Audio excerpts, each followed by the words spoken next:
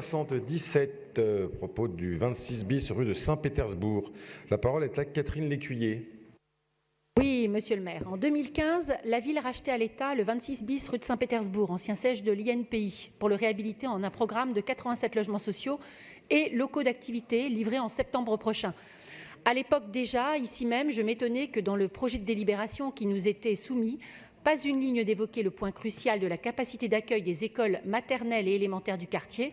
Et je regrettais que le projet de création d'une nouvelle école au sein de cet ensemble immobilier de quelques 6 000 m² ne soit pas retenu.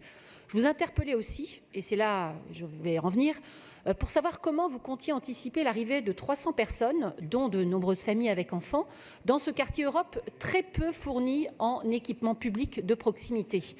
4 ans après, ces questions demeurent. Le quartier Europe, alors qu'il est très familial, manque cruellement de bibliothèques ou d'équipements sportifs ou associatifs.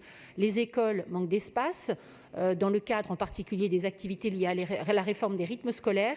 L'école élémentaire Florence, qui se trouve à 100 mètres, souffre d'un manque d'espace.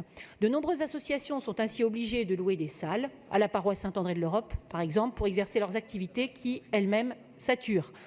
Cette situation est d'autant plus critique en ce moment que l'occupation illégale du gymnase Roquépine a contraint certaines associations à se rabattre sur ces salles depuis plusieurs mois.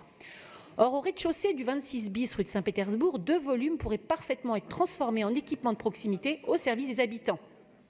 La ville a mis ces locaux à la location et a des difficultés à trouver preneurs du fait de leur configuration, en particulier le fait qu'elle n'ait pas de vitrine sur la rue et du coût du loyer demandé pour des locaux dont le réaménagement est à la charge du locataire.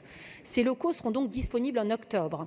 C'est la raison pour laquelle, avec mes collègues élus du 8e arrondissement, j'émets le vœu que la ville remplisse sa mission de service public en dédiant prioritairement ces locaux aux habitants du 8e sous la forme d'un gymnase, d'une bibliothèque ou d'une salle municipale, par exemple. Je vous remercie.